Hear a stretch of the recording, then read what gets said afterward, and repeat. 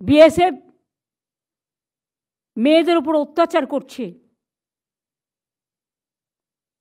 কিন্তু আপনাদের দিক থেকে কোনো প্রতিবাদ কেন হয়নি?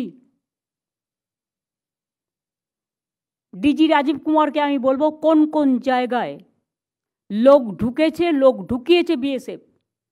কারণ বর্ডার আমাদের হাতে নয়, বর্ডার হচ্ছে বিএসএফের হাতে। যারা বাইরে থেকে আসে, ভিসাও আমাদের হাতে নেই, সেন্ট্রাল গভর্নমেন্টের হাতে। যারা প্লেনে আসে তাদের কোনো লিস্টও আগে আমাদের দিতে এখন দেয় না, ফলে আমরা জানতে পারি না কারা আসছে, কারা ঢুকছে।